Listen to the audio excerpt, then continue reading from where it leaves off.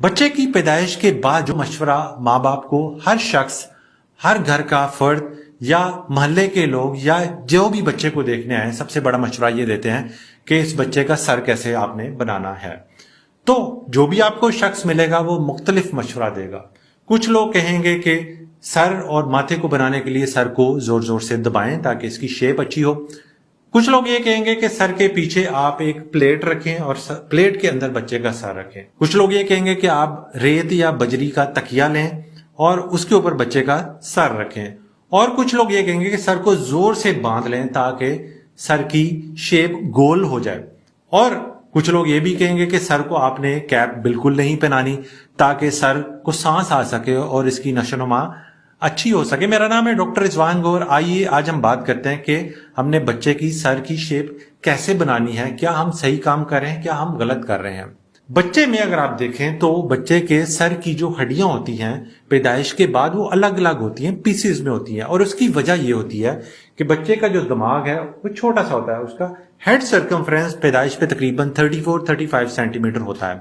اور بچے کے سر کی جو دماغ کی نشو و نما ہے پہلے ایک سال میں میکسیمم ہوتی ہے، یہ 34 یعنی 35 سینٹی میٹر سے لے کے ایک سال کی عمر تک بچے کا سائز تقریباً 47 یعنی 47 سینٹی میٹر بڑھتا ہے۔ تو اللہ تعالیٰ نے یہ تمام ہڈیاں کھلی رکھی ہوتی ہیں سر کے اوپر تاکہ جیسے جیسے نیچے برین کی گروتھ ہو، دماغ کی نشو و نما ہو، یہ ہڈیاں کھلتی جائیں اور سپیس بڑھتی جائے۔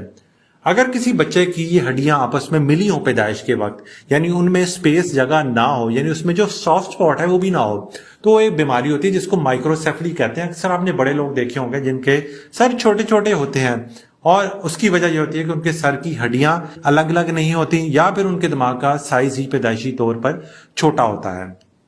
تو دماغ کی ہڈیوں کا کھلا ہونا، ان میں سپیس کا ہونا، اس میں جگہ کا ہونا ایک نارمل چیز ہے، اور 1.5 سال کی عمر پہ جا کر یہ ہڈیاں آپس میں کلوز ہو جاتی ہیں اور اس کے بعد سر کی ایک سرٹن شیپ آ جاتی ہے۔ سر بننے کا عمل ایک قدرتی فنومنا ہے، اس میں آپ نے نہ تو بچے کے سر کو زور سے باندھنا ہے، نہ سر کے نیچے پلیٹ رکھنی ہے، نہ بجری، نہ ریت، نہ کوئی اینٹ رکھنی ہے، نہ ہی سر کے اوپر آپ نے کوئی ٹائٹ کر کے کیپ باندھنی ہے، اور بچے کے ماتھے کو دبانے کی اور سر جہاں سے ابھرا ہو اس کو دبانے کی ہرگز ضرورت نہیں۔ اب میں آپ کو بتاتا ہوں کہ کیسے ہم اپنے بچے کی ہیڈ شیپ کر سکتے ہیں۔